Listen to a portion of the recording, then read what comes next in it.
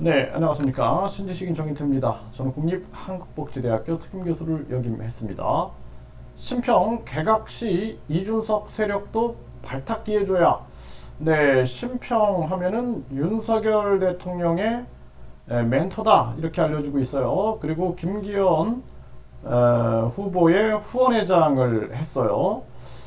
그래서 심평이 계속해서 안철수가 대통령이 되면은 그러면은 윤 대통령이 탈당하고 그리고 신당 창당을 할 수 있다. 또 레임덕이 발생될 수 있다. 이런 발언들을 계속 해왔는데 이준석 세력도 발탁 기회를 줘야 된다. 개각 시에 이런 발언을 했어요. 네, 그래서 네 2월 11일에 심평 윤의 포용의 리더십 강조 개각 시 이준석 세력도 발탁의 기회를 줘야 한다. 이런 발언을 했습니다. 강원도민일보가 전하고 있어요. 네, 그래서 네, 심평이 이준석 세력의 약진 발탁 기회 줘 국정 테두리 안으로 포섭했으면 이런 얘기를 하고 있는 거죠. 네, 그러면서 심평 윤의 링컨의 포용 리더십 강조 개각 시 이준석 세력도 발탁 기회를 줘야 한다 이렇게 얘기를 하고 있는 이러한 상황입니다. 네, 그래서 링컨은 끌어안았다 이거죠 한마디로. 네, 그리고 노무현 대통령은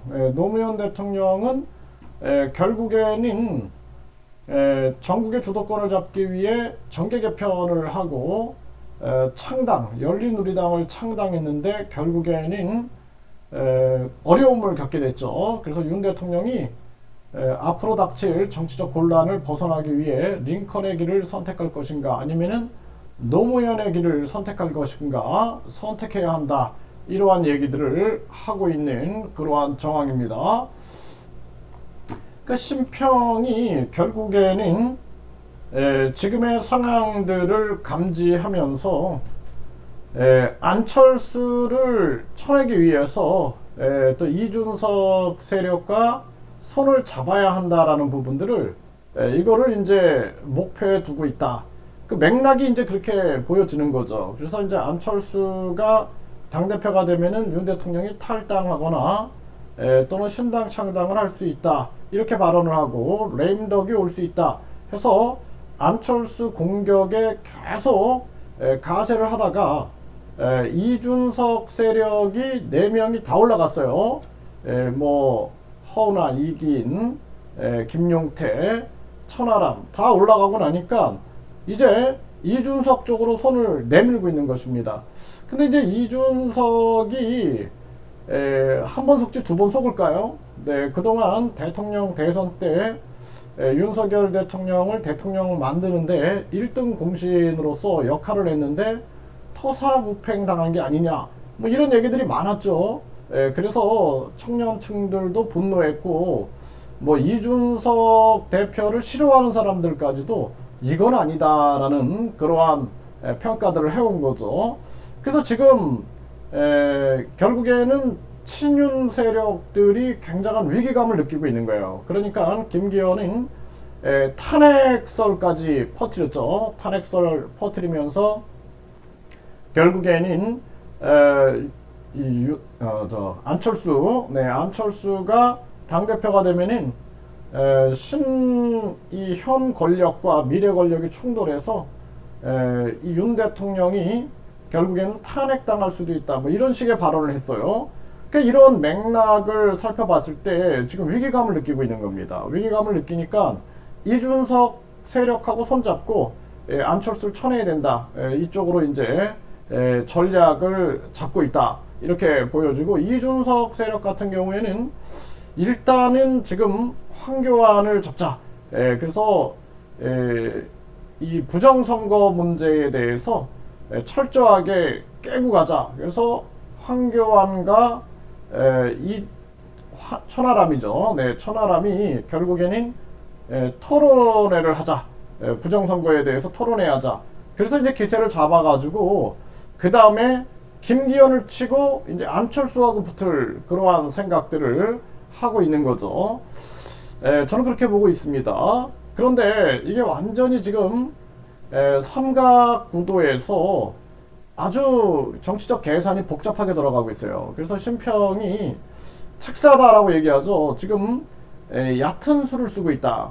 얕은 수를 쓰고 있는데 이준석은 만만치가 않아요. 이준석의 전략이나 두뇌가 만만치가 않고 안철수 쪽에는 이 전략이 굉장히 부재해요. 제가 이거 안철수 대선 때나 계속 지켜보면은 그 안철수 주변에 전략이 굉장히 부족한 면이 있는데 안철수 후보 입장에서는 지금은 가장 중요한, 그러니까 안철수 후보는 지금 뭐 친윤, 비윤도 아니고 애매하게 서 있어요. 지금 애매하게 서 있는 상황이고, 천하람은 굉장히 이 비윤의 입장에 서서 김기현이나 윤핵관을 공격할 태세를 갖추고 있는 거죠. 그러니까 윤 대통령은 건들지 않지만 윤핵관을 아주 처참하게 무너뜨리고 있는데, 이거는 이제 간접적으로 윤 대통령 공격하고 있는 거죠.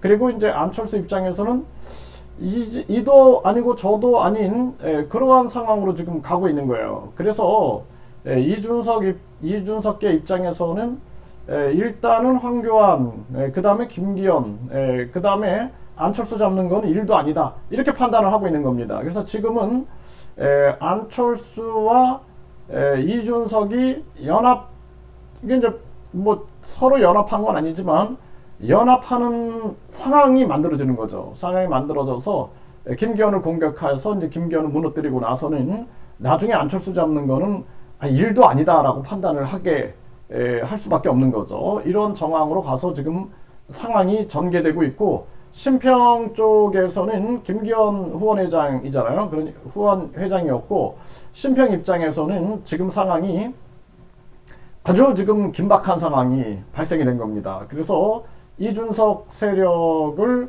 손을 잡자, 이쪽으로 이렇게 해가지고 어느 정도 공격을 방어하고 회유책을 쓰는 게 아니냐, 이렇게 보여집니다. 네, 지금 상황이 아마 이런 발언에 의해서 이준석께도 전략을 굉장히 다양하게 다각도로 생각을 할 것이고, 또 김기현 쪽에서도 이준석계를 향한 다양한 전략 수정을 할 수밖에 없는 그러한 정황으로 지금 가고 있다. 안철수 입장에서는 이 삼국지 상황에서 어떻게 이것을 돌파해낼 것인가 라는 부분은 결국에는 국민 쪽을 바라봐야 된다. 그래서 우리나라 가장 큰 문제인 저출산 문제, 고령화 문제, 자살률 문제, 서민경제 붕괴 문제, 여기에 집중해가지고 대세를 만들어 나가지 않으면 안 된다. 저는 그렇게 분석하고 있습니다.